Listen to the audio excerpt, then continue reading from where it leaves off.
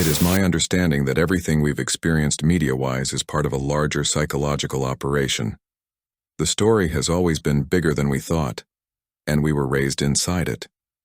When we talk about America as a superpower, we usually mean military dominance, economic dominance, technological dominance. But what if the real superpower has been propaganda and media?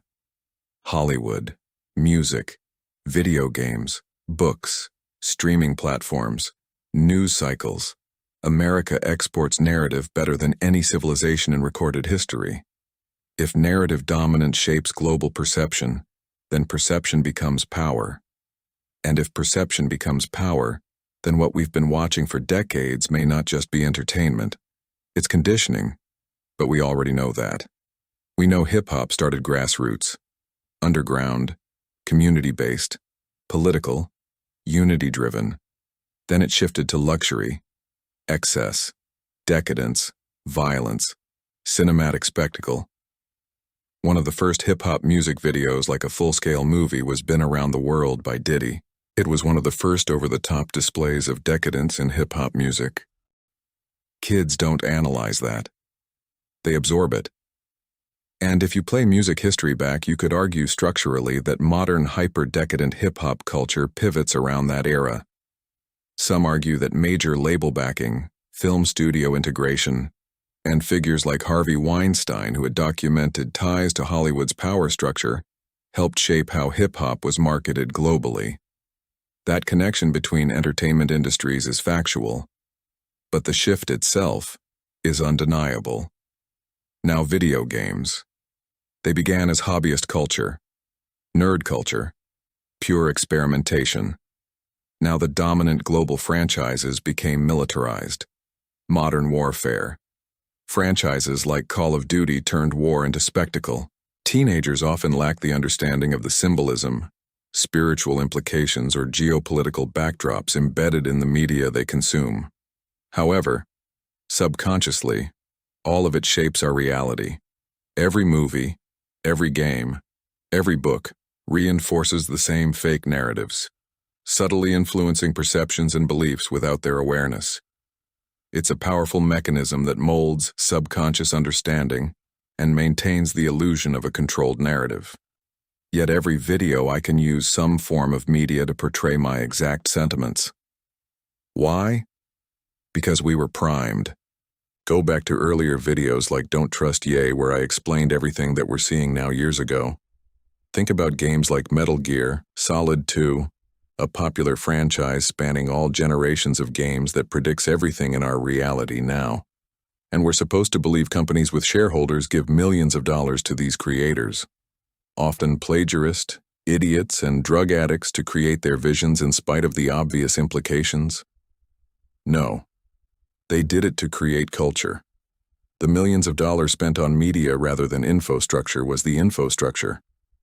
Now the culture is an algorithm that can sustain itself, and they no longer need the gatekeepers. That's why everything is in limbo. This is why creativity is lost. They cannot account for anomalies, even with this channel. The watch hours and stats don't match the views and data YouTube provides. The context of my videos, although nowhere prior, appear elsewhere months or years later, through larger influencers who lack the deeper framework to present the narrative, which is telling. That phenomenon can be explained through memetics and algorithmic amplification. The real channels connecting dots are hidden and will not go viral because they are not allowed into the deeper ecosystem. Everyone suddenly becoming a conspiracy theorist is expected, but is also narrative management. The truth is, none of it is real, and the money has been invested in making you think it's real. There are claims circulating online that Jeffrey Epstein is still alive, including rumors about a Fortnite account tied to him. So we are to believe these people are sloppy, play the same games, eat McDonald's, and are high on their own supply, and are also extremely cunning and powerful. Let's zoom out.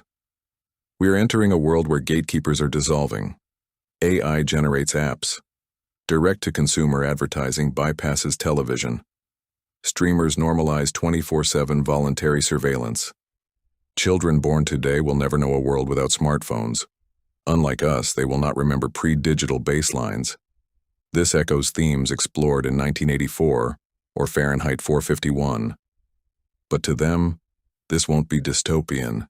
Anyone born after 1999 technically exists in two realities and has a completely different psychology to every other human being who existed prior.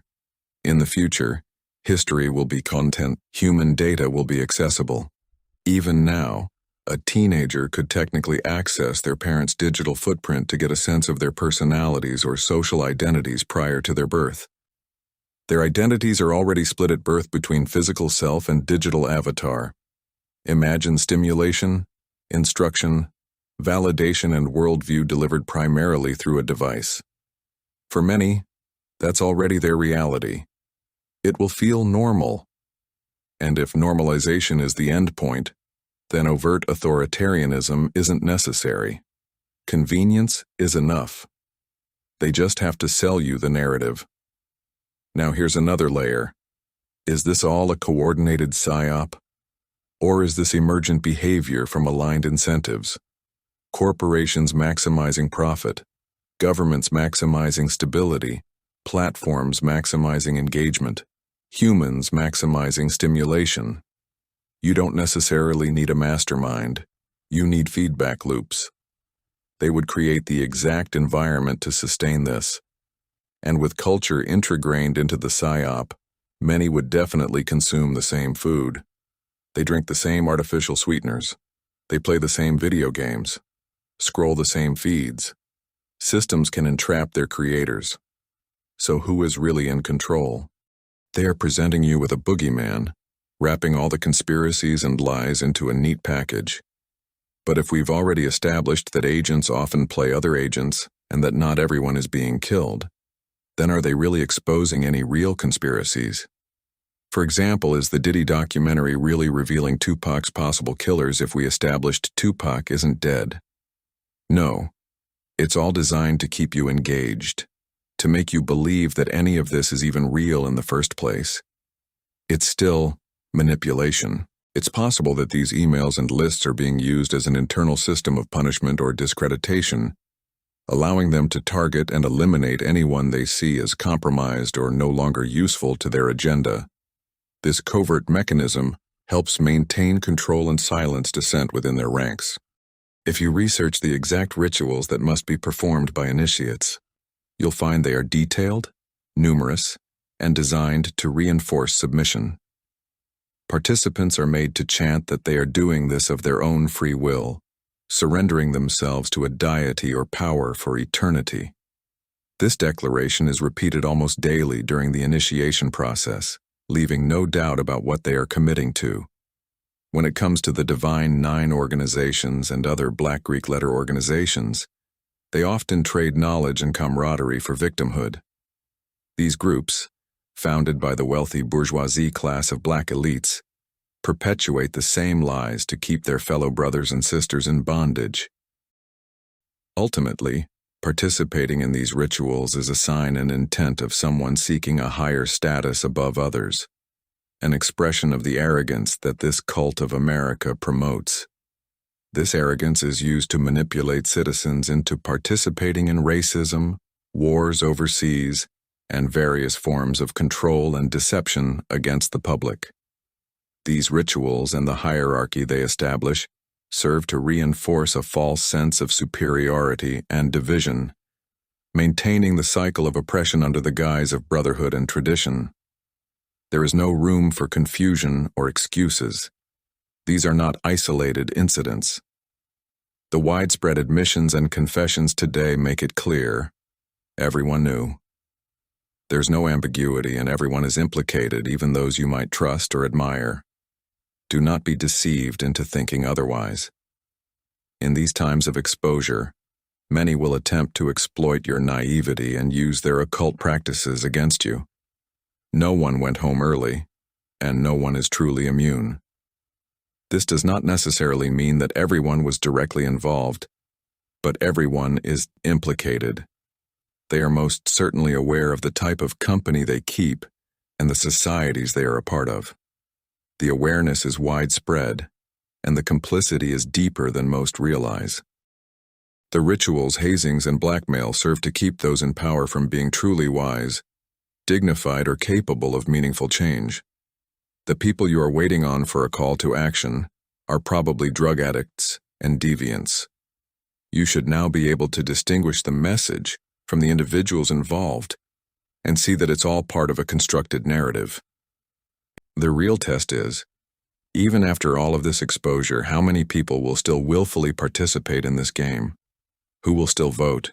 Who will continue to treat this system as if it's real, go to work, and pay their taxes?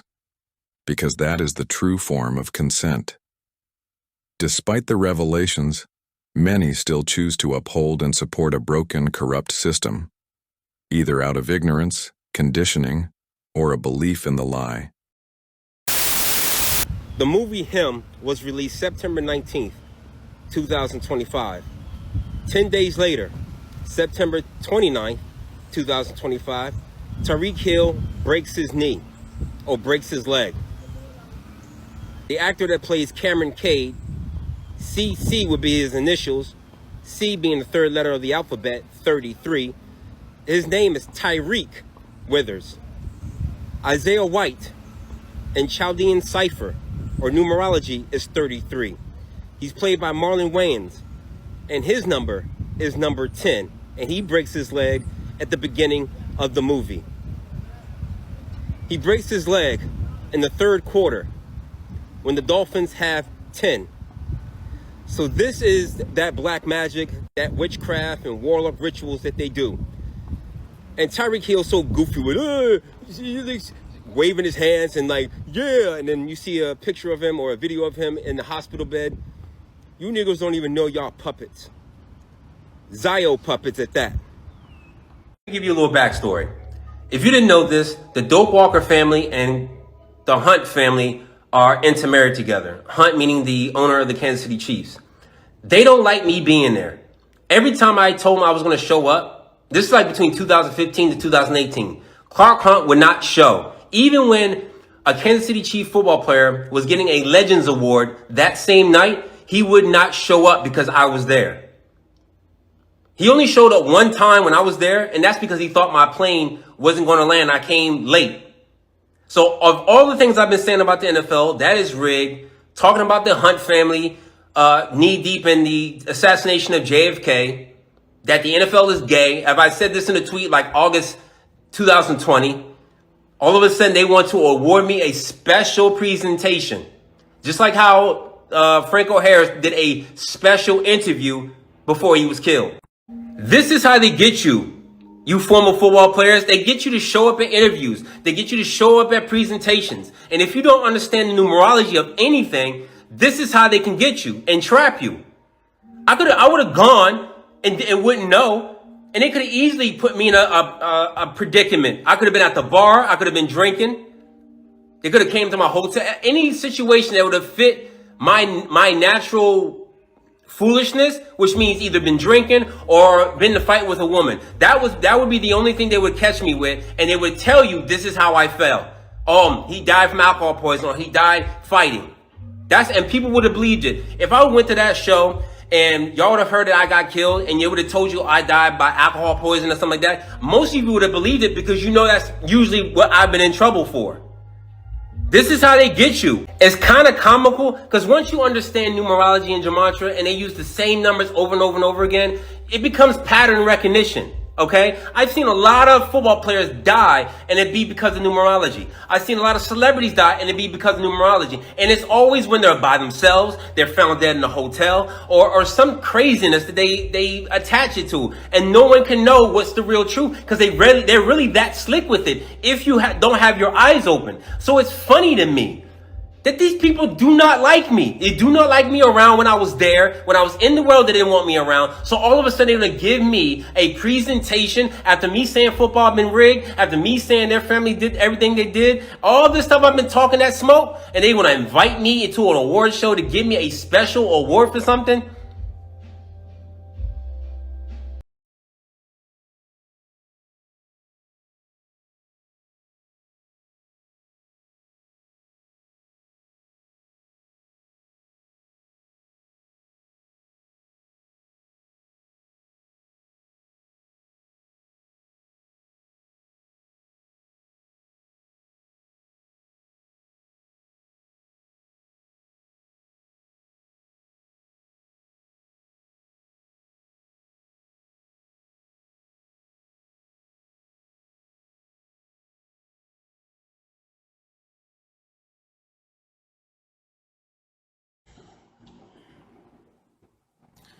There's streamers that are spies, my nigga. I don't know who it is. But there's at least one streamer that's a spy, my nigga. At least one.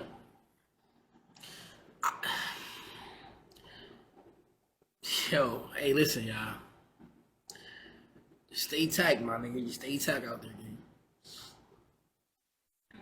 Yo, this is crazy, bro. This shit get deep, bro. This shit get deep fast, gang.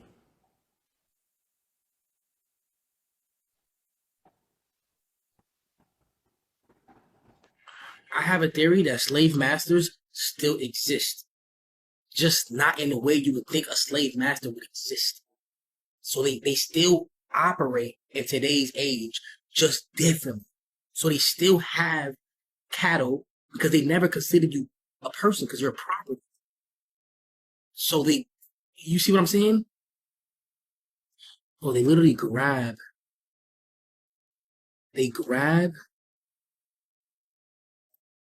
their best pieces of property, right? Whatever they consider their best one. They pump that nigga up nice, package him nice, and they move whatever they want to move through that channel. That's how it works. They move it through the channel. They, to me, I think they is the elites. That's what I think. Right? They have a system. This system they got, bro, they got like mad drops, right? But they got like, it's almost like an army, right? And they just move. And they move niggas. They go here, you go here, you go there, you go here, right? I feel like, and I know I'm not tripping, but they gonna try to make it seem like I'm tripping. But I'm not tripping. Every industry has to get consumed. They have to get consumed. Because you gotta live under the system. If you don't live under the system, nigga. So what we seeing now, what we seeing is people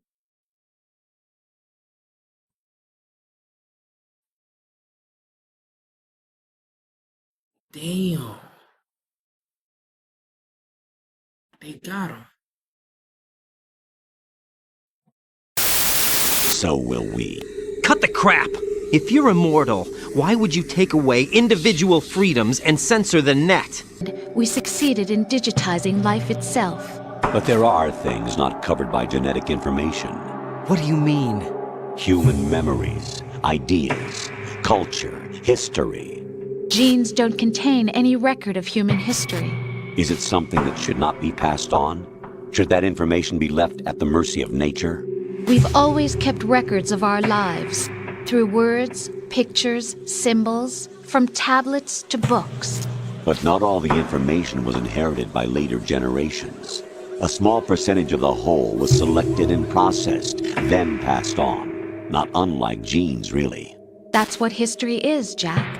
But in the current digitized world, trivial information is accumulating every second, preserved in all its triteness, never fading, always accessible. Rumors about petty issues, misinterpretations, slander. All this junk data, preserved in an unfiltered state, growing at an alarming rate. It will only slow down social progress, reduce the rate of evolution.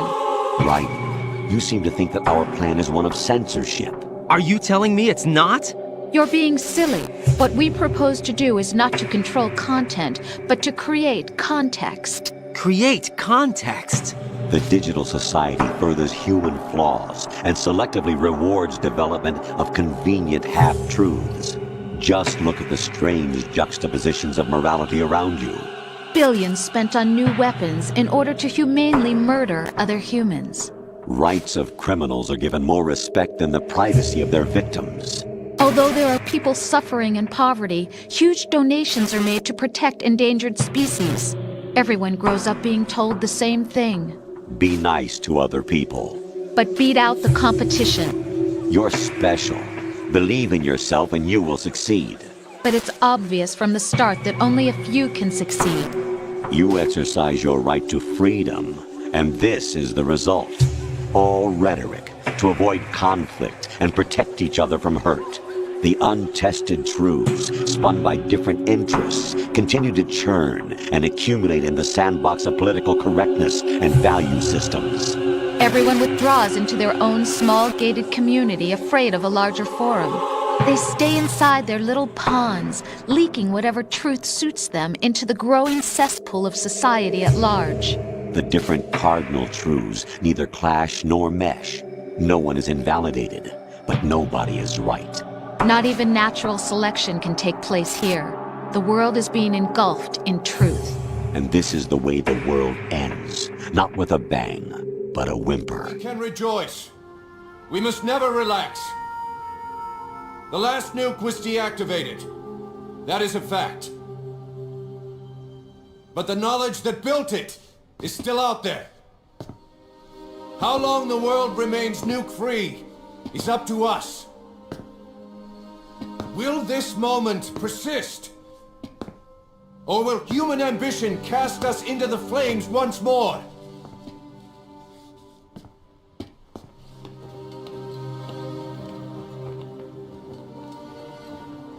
Our duty is to pass on what we've learned to the next generation.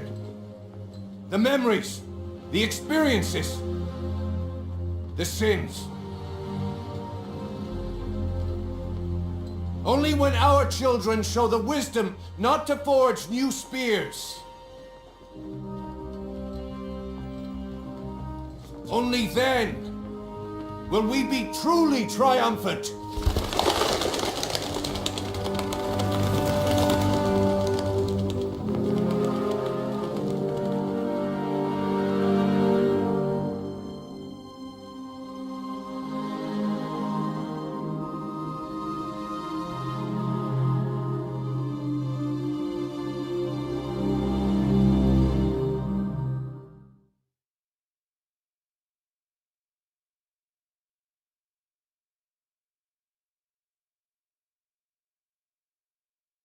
Humanity, every one of us, has chosen the path of nuclear disarmament. Out of ethics or desire, government policy, military strategy, whatever the reason. It's our path too. And each step forward makes it more solid.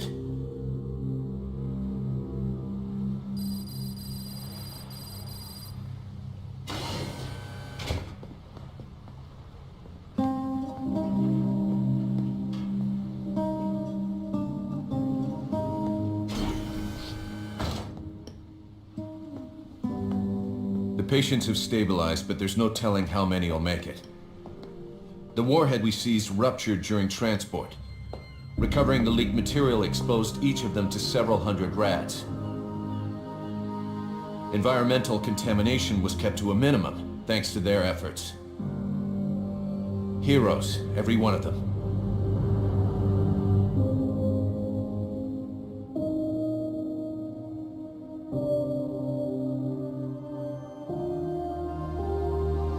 We finished dismantling the warhead. The nuclear material has been vitrified and sealed away. It'll take at least 30 years of cold storage before it's safe. And even then, we can't just dump it in the sea, buried in the desert.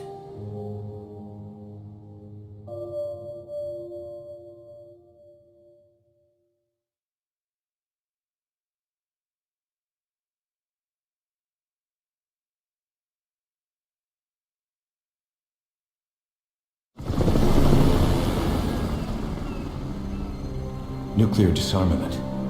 Boss, we can't let this achievement go to waste. And that means we'll have to get stronger.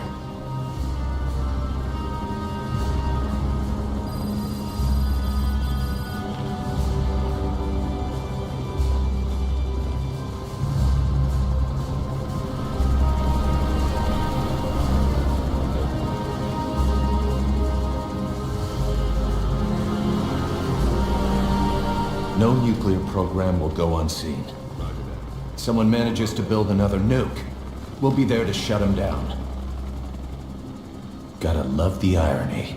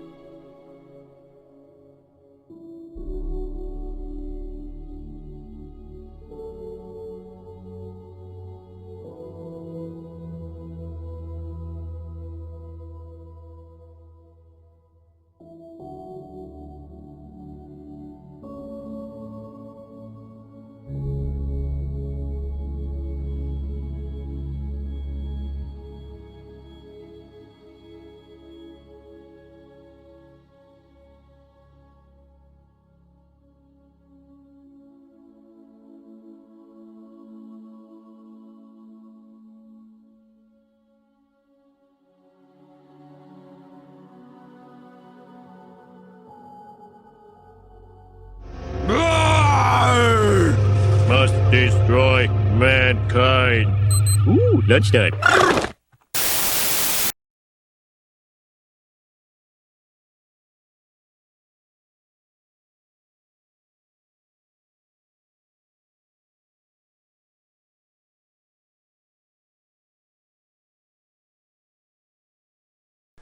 I'm pleased to have as our guest Mr. Galen Windsor from Richland, Washington.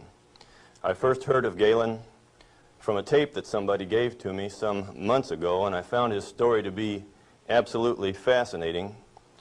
His story is unique, to say the least.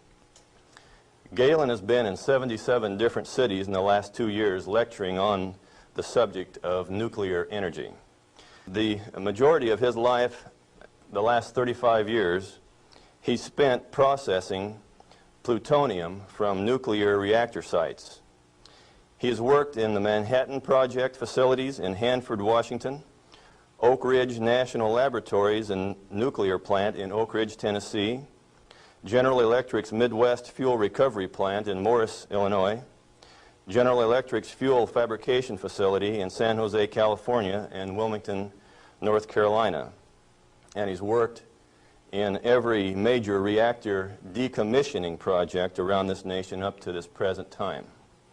His major work in these projects has been the analytical process inventory control, which means that he was responsible for measuring and controlling the nuclear fuel inventory for these projects. Galen Windsor has few peers in the world in this area of expertise. And those few peers admittedly know and agree with the things that you'll be hearing on this tape. However, except for 2 or 3 of these experts, they've all chosen to remain silent for reasons which they only know, leaving this man then the burden of leading this lonely battle of exposing what we call the nuclear scare scam. He's without question one of the world's foremost authorities in nuclear radiation measurement, and he's recognized by members of the Atomic Energy Commissions of all the major nations of the free world. Mr. Galen Windsor.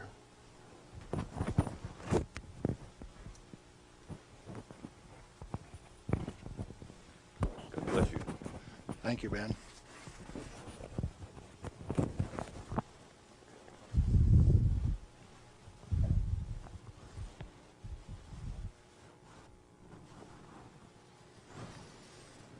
We've been considering today how best to approach this subject so that you would feel comfortable with where I am And we thought it might be appropriate to start with how I got involved in this game. Now, in 1945, I was a Navy radioman out in the Pacific on a destroyer aimed for Japan. We had a one-way ticket. That's all you get, just one way. So as we were becoming proficient at our business of fighting war, the Manhattan Project caught up with us and did a job. Now, the weapon that was dropped on Hiroshima, Japan in August 6, 1945 was a U-235, fully enriched U-235 weapon, where the material was separated and purified in Oak Ridge, Tennessee. The one that was dropped August 9th on Nagasaki was a plutonium weapon made at Hanford. But to those of us out in the Pacific, it was quite interesting. It had a ticket on it that says, "You get to go home." I was impressed. Now, I was stuck out on Guam after the hostilities quit and was running a radio broadcast that communicated with 4,500 ships west of Pearl Harbor. Quite a few to listen to every dot and dash that I made. So I was used to having people listening to me. They couldn't see me, but they could sure hear me. I had all of the good messages that were to come to them. Fleet movements to Red Cross messages. They came along one day and says, "We'd like to have radiomen to go down to Eniwetok for the atomic bomb tests." Not me. No way. I want to go home. So they went through and they took every third radioman to go to Eniwetok. I didn't go. They let me come home. But I wanted to go home. I had a driving need within me that says, hey, that big firecracker, I want to know how it works. I want to know everything about how it works. So, back to the ranch in Nevada where I grew up and stacked hay all summer, gained back the 40 pounds that I'd lost out there in the islands. Into Brigham Young University in the fall of '46 in chemistry classes. Dr. Joseph Nichols could make an old farm kid like me love chemistry. I hadn't had any chemistry in high school, but the way Joe Nichols taught it, I wanted to know. So chemistry it was. And some neat guys like Carl Eyring taught me physics. And along in '47, I ran across a cute blonde from Richland, Washington. Now this girl had been telephone operator for General Leslie Groves and Dr. Enrico Fermi on the Manhattan Project. She got to put through the calls to Franklin Delano Roosevelt for these guys. So she talked personally to FDR. And she told me some of the stories like you've never heard. She says, oh, in those canyons, great things are done. This cowboy from Nevada couldn't even imagine what she was talking about. Well, in 1947, after we were married, I ran until she caught me. I wasn't going to get married anyway. I wanted to get my education. I had to get on with this thing. And so we went to Richland, Washington for the first time in September of 1947. I saw that those buildings she was talking about were there. 1,000 feet long, 11 stories high, 5 of them below ground. Tremendous things. And people all over. Camp Hanford in those days was a whole army camp just there to secure that place, to provide security. Thousands of soldiers.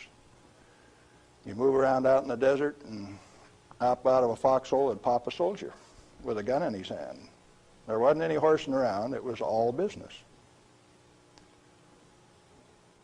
Back to school. In 1950, I applied for a job up there before I had graduated, And they were in such bad need of chemists, I had a job before I had my degree. And so the last year of my chemistry, mostly English, I did on a bus, riding 25 miles to work in the morning and 25 miles back at night. And I did advanced grammar and business writing and all of those things on that bus. But in September 1950, I got into this thing called plutonium processing when we did it barehanded, without instruments, without coveralls. We had some of the most peculiar acid burns in some of the shirts, and I found one of those the other day. It's got acid burns all up the front of it. Plutonium on it too. Amazing. That was normal operation in those days. We ran those facilities, and we ran them so well that by 1965, we had separated enough plutonium when it only existed in the parent uranium matrix to a half of a single weight percent, 0.005 weight fraction of plutonium maximum in that fuel. And we processed enough tons of uranium to recover enough plutonium by 1965 to meet the weapons needs of this country 10 times over for the foreseeable future. Now we're talking about a massive amount of work. Hands-on, do it type thing. And there was a couple thousand of us, and we were just happy as could be, just working like mad, making those plants run 24 hours a day, 7 days a week, in a community that ran on shift work, ABCD shift. The whole community that way. A wartime community, people dedicated to doing a job, and we were doing it, and we did it well. No pretense. Oh, yes, there were. Out in the reactor began to sneak in people who wanted a radiation monitor behind every reactor operator. Why? We know how to make these things run. When we got a metal fuel element stuck and it fell down on the trampoline back of the reactor, we'd go in with our feet and kick it off into the pool, smoking, burning. If you didn't have an instrument, you didn't know it was too hot, so you just went in and kicked it. Finally, along came a rule maker that says, thou shalt not do that. You'll get burned. Oh, I didn't get burned when I did it last week. But you exceeded the limit. Well, where did this limit come from? Turns out that in 1934, the International Commission on Radiation Protection fabricated a limit for X-rays. It was no longer permissible to be burned by them, erythema, reddening of the skin. You now had to keep a limit called 0.2 of an hour per day. How much is that? Well, you've got to have one of these Beckman instruments to read it, and you have to keep time of exposure. You know, there are 4 requirements on this thing: the size of the source, therefore the strength of the source, the distance from the source, the time of exposure, and the intervening shielding to keep from getting burned. Oh, fine. We've been doing this thing for years now, and we've never been burned. Why have we got these rules? And they says, yours is not to ask questions, yours is to do and die. Don't you ask questions. If you do, you might disappear. Those who broke the rules didn't appear the next day. Military rule? Oh, yes. Absolute. What was your appeal? And people you were working with one day, when they weren't there the next day, you didn't go inquire why. You were just grateful you still had your work to do, and you kept right on doing it. Now, this is in the United States of America. Well, in 1960, we found out that the materials that we were working with, the thing that we called high-level waste, that if you waited 3 years, these million-gallon tanks that high-level waste went into boiled off 15,000 gallons of water a day. Fairly hot? Oh, yes. This material that if it ever broke a line would seal itself off in the ground within a foot, make its own glass. It wasn't going to go anyplace. We did that a time or two, accidentally, of course. And so we started packaging this cesium-137 in casks in railroad cars like that and shipping it to Oak Ridge, Tennessee. And they'd take it out and make it into a barium titanate and press it into a pellet, and those things were so hot that they actually glowed in the dark from the infrared heat. Now, thermoionic conversions came along at this time, so you hooked these little heat sources up to thermionic converters and you took electricity out this side, no moving parts. These things went into the SNAP program. And these early SNAP power generators are what powered the underwater transmitters for our nuclear navy. We've got a regular road map under the sea. All you got to do is have an instrument that knows how to find it, and then you've got eyes on a submarine. You didn't know that, did you? The power from it came from this material that they now call waste. We processed that stuff and packaged it outside at Hanford. Well, we had rules that said 3R per year is your allowable exposure, that amount of gamma energy that will expose a film pack. But that was for the people that didn't know. We weren't about to follow those rules. We just went ahead and did the job. They send around an investigation slip that says your dosimeter was overexposed 2 weeks ago. What did you do? And they had a cute little form on it that says accidentally exposed to light, and that was the one I always used to check. Because it's the same amount of light. You know, if you get gamma through the film pack, it's the same amount of light as you get when you click the lens on a camera. They wanted to limit us to that. And one day we looked up, and they had limited us to that amount of exposure. Then the fun part of the game begins. You say, who limited us to that? Are they powerful? Yeah, they control the purse strings. They live by the golden rule. Them that's got the gold makes the rules.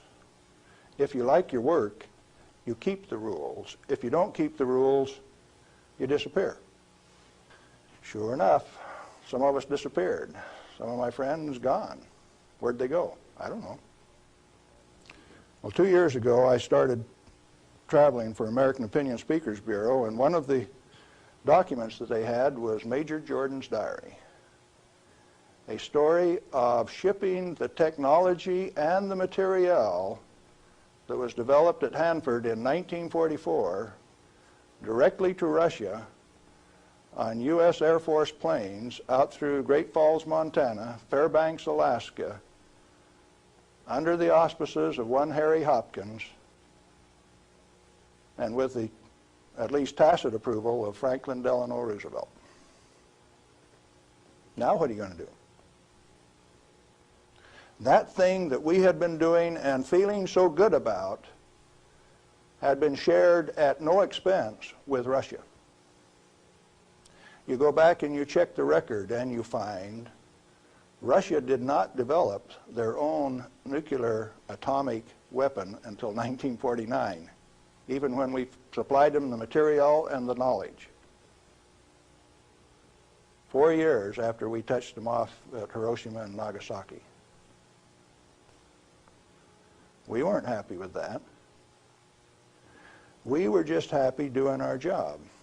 Well, in 1965, General Electric was ready to leave Hanford. I'd worked for General Electric for that 15 years, and they took me out to California San Jose, and we had in mind to design and build this nuclear fuel reprocessing plant at Morris, Illinois. They told me they were going to build it at San Luis Obispo. That's how they got me away from Hanford.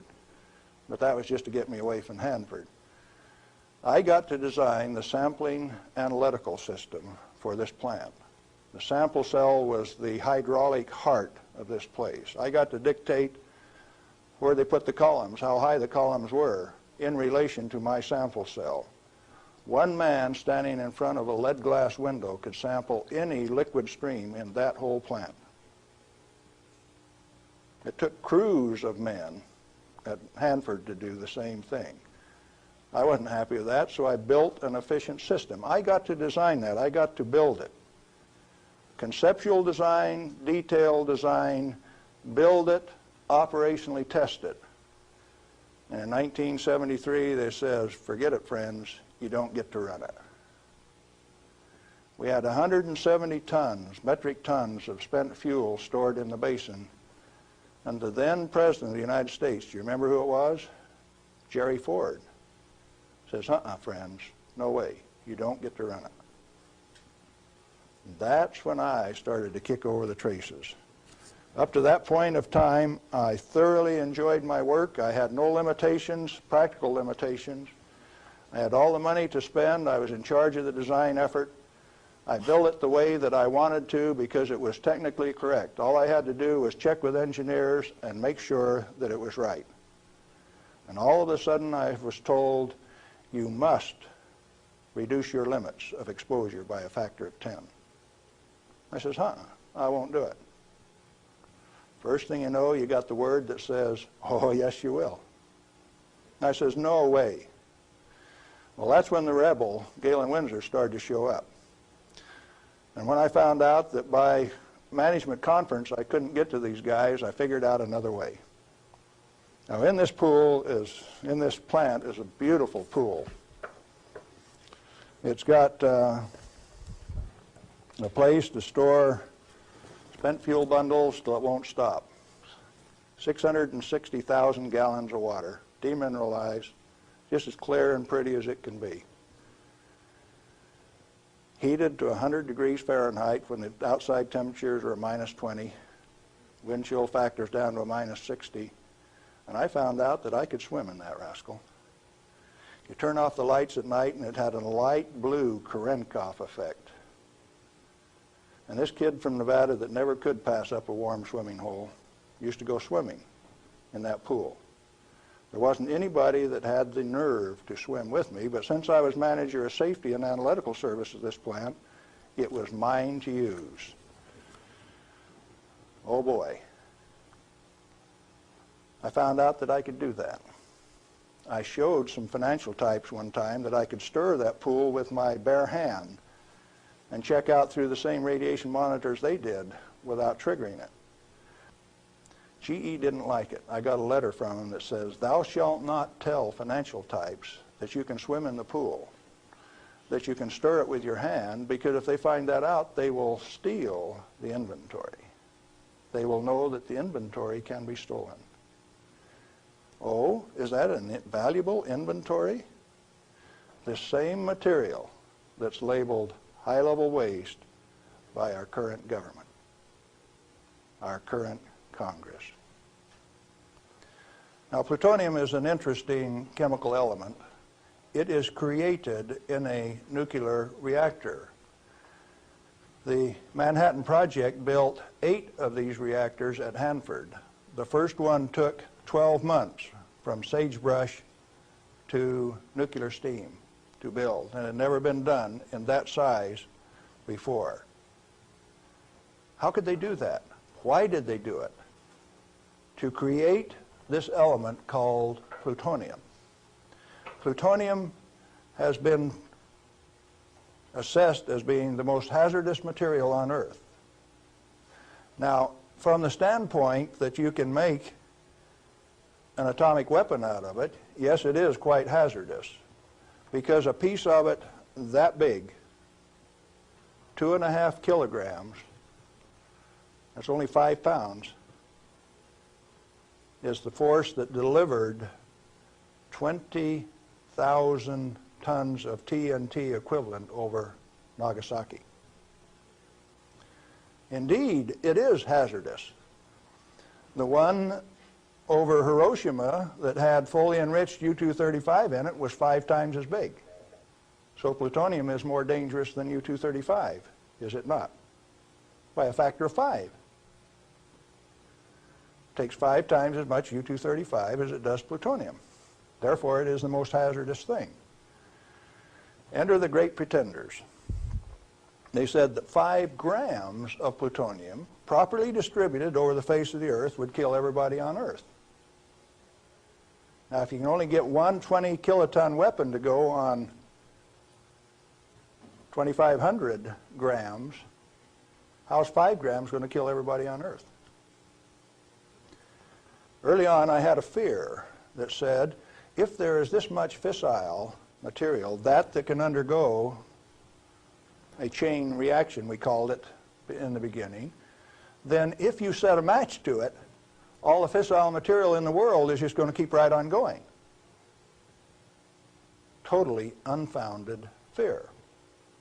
It turns out that when you're in this business of recovering plutonium, like we recovered so much of it at Hanford, we found out that if you have it in a solution where it's less than 5% plutonium, it won't go critical any way that you kick it.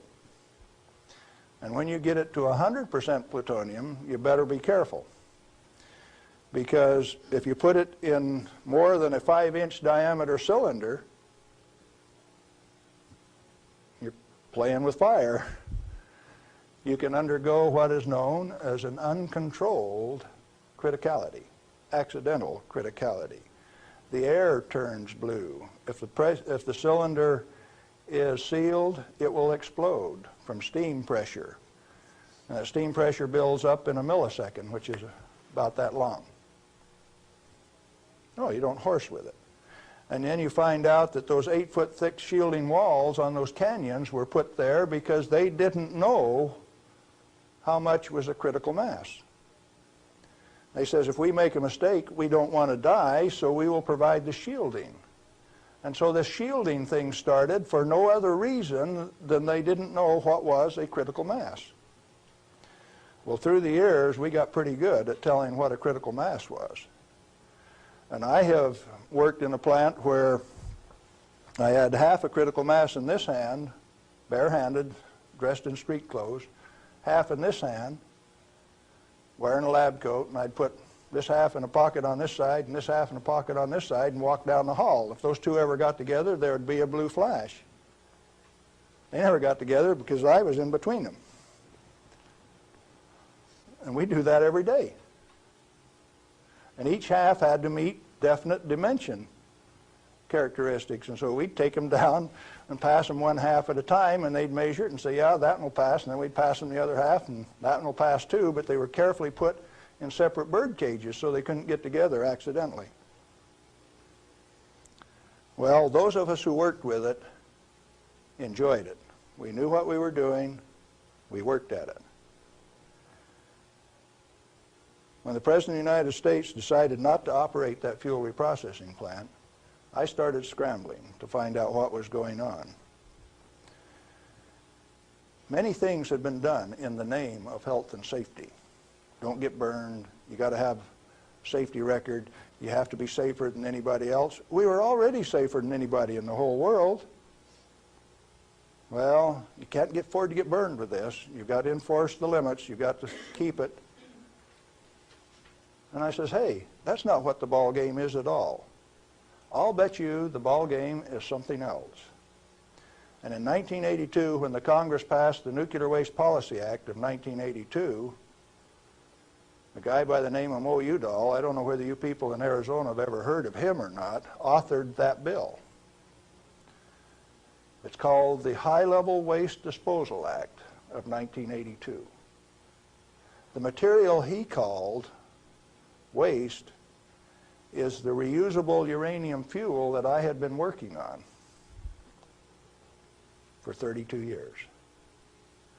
Needless to say, Mo Udall and I do not agree on whether that material is waste or not. The name of the game then is, who owns the plutonium and how much is it worth? The government says bury it 3,000 feet deep in basalt, and we'll hold a contest among the states to see who gets to bury it. Oh? Why do you want to bury it?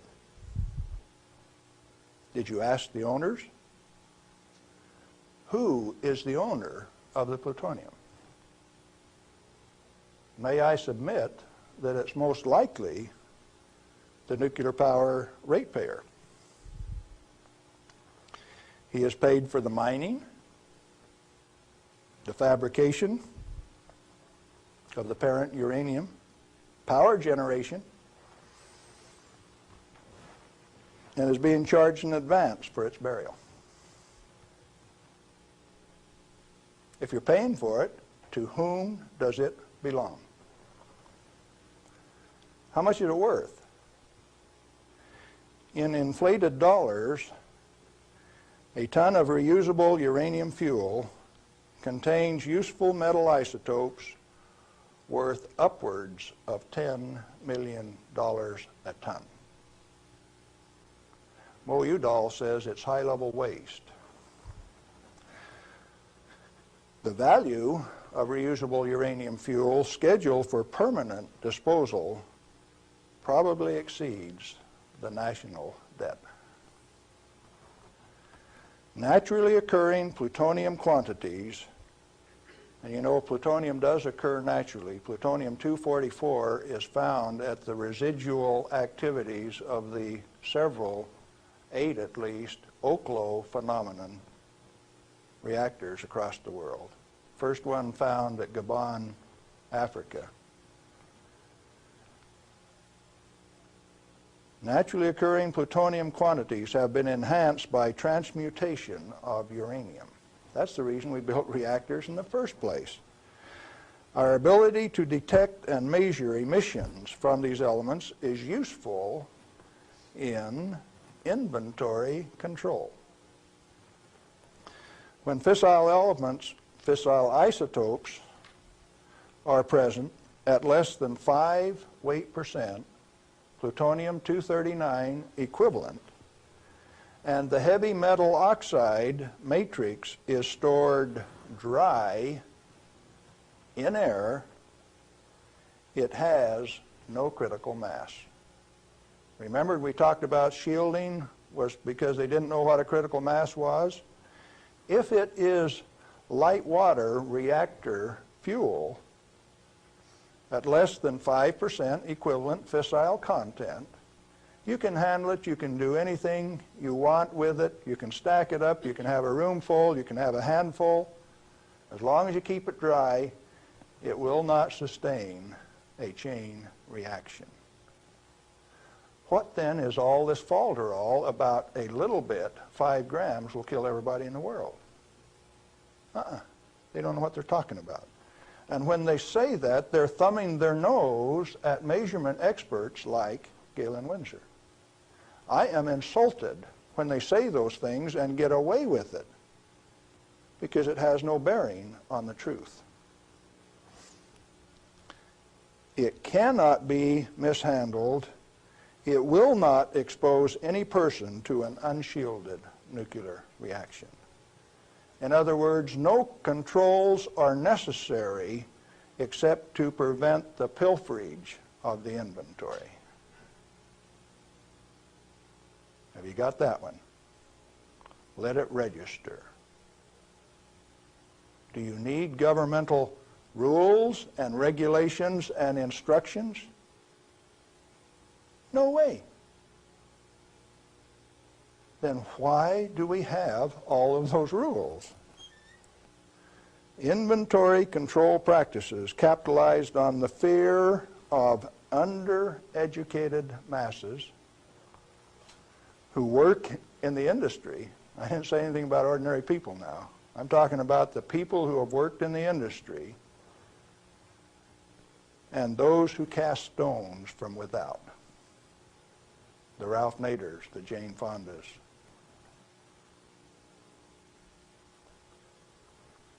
Now, it doesn't take you much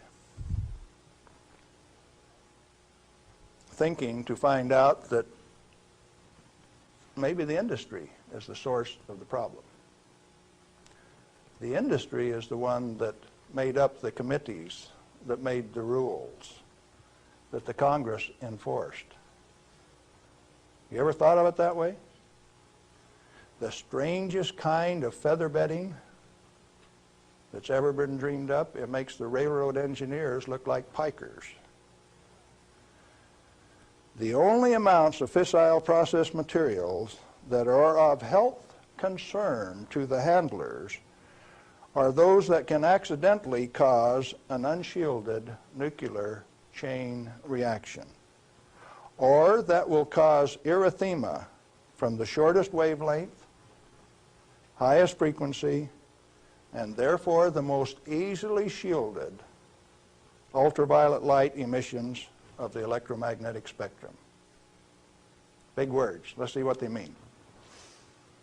The emissions from uranium, plutonium, cesium, all of those things are only important if you assemble an amount that if you get this amount and this amount together, it can go critical.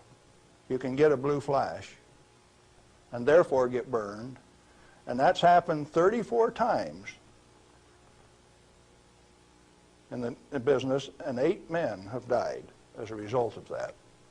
Accidental criticality. Documented in Los Alamos document 3611, if you want to check the source. Or if you've got enough of it together that it's giving off ultraviolet light of this particular wavelength and frequency without any intervening shielding, enough to burn you, sunburn you, erythema, reddening of the skin. If it's less than that, if the effect is less than that, then what is the problem? Excessive government regulation. That's what's the problem. Tritium. Heavy water. Deuterium is hydrogen 2. Tritium is hydrogen 3. If you let an inventory get away from you, what's going to happen to it out in the biosphere? Nothing other than it will become diluted and join the naturally occurring inventory of tritium, because tritium is created in the upper atmosphere by sunlight. We have a natural inventory of tritium. Then the only thing that happens when you release tritium, which is the trigger mechanism for bombs, it's the source of the push that makes it go, is that you lost a valuable inventory. Then what of these people that are pretending that a little bit of tritium is going to do you in? It is not so. What are those 2 points? Only if it is an economically recoverable concentration, or if it has a natural reconcentration mechanism. You know, there isn't any one of the radioisotopes out there that has a meaningful level of reconcentration in any of the species, not even the oysters in the bays in Maryland, below Calvert Cliffs. Why then are we still playing this game that any amount of this material is of hazard? Reusable uranium fuel, which has been isotopically enhanced in power-producing reactors, is a valuable national resource, not a high-level waste. The utility operators recognize the future worth of this commodity. Mo Udall, in that Nuclear Waste Policy Act of 1982, imposed a tribute of $1 per kilowatt hour, $1 per megawatt hour on all electricity produced in a nuclear plant, so that they can research and develop methods to throw it away.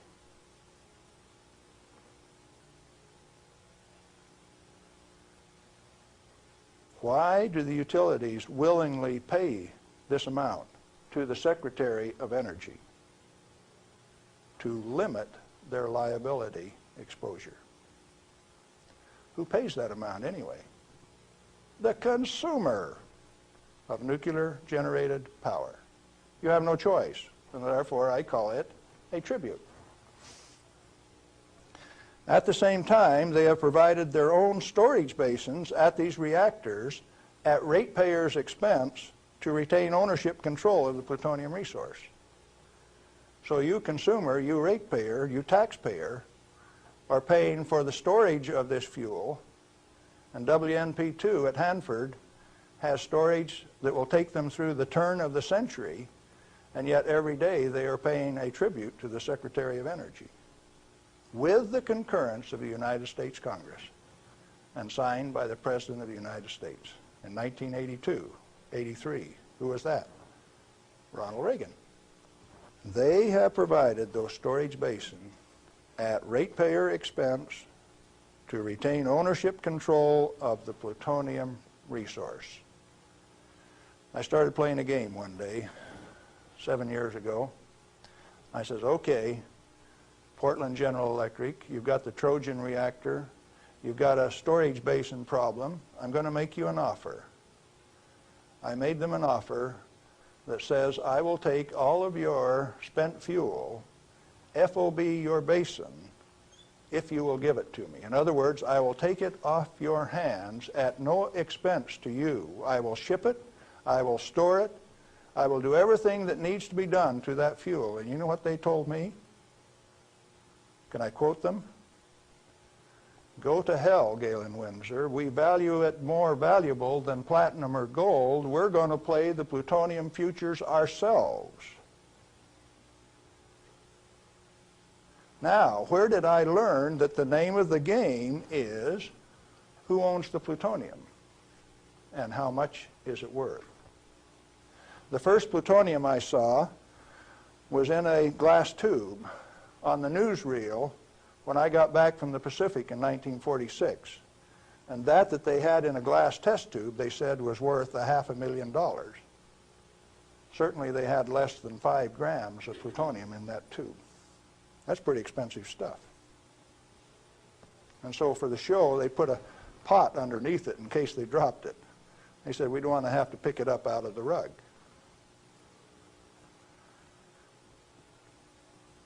When it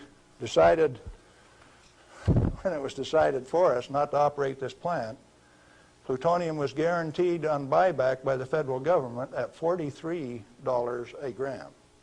That's quite a price drop, don't you think? When that price guarantee went away in October of 1971, the price of plutonium became $10 a gram. It steadily went down to where its present worth on the market is a minus $2 a gram per year. That's what it costs you to hold on to a plutonium inventory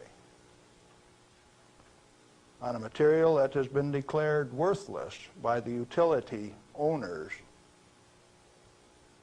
and rubber stamped by the Congress of the United States, and they're spending billions of dollars digging holes in ordinary rock so that they can throw it away, dispose of it. Okay, what are you going to do with it? Reusable uranium fuel may be properly stored in air-cooled, dry storage in a cost-effective manner. Nuchem in Germany offers this immediate and long-term option as a necessary and safe step prior to reprocessing. They're doing it in Europe. At least 4 regionally located facilities are available in the United States where this concept can be used right now.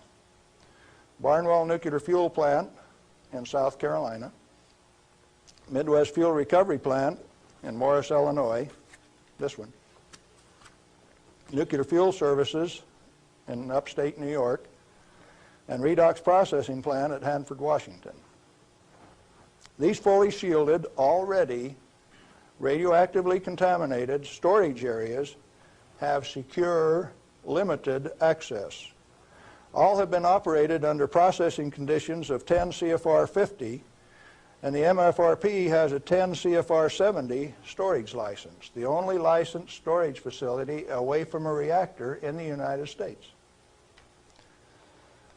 It singly, all by itself, is capable of storing all of the reusable uranium fuel that needs to be moved away from power reactors for the remainder of this century. We had that storage designed in 1975. Had the approval of the design.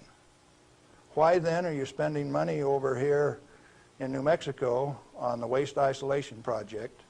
Why are you spending money at Hanford at the basalt waste isolation project? Why are you spending money at Beatty, Nevada for storage when I can already store it in this building that's already built? I just named you 3 others that can do the job all by themselves too, and I know where there's 14 more buildings that can do it. What are we going to do?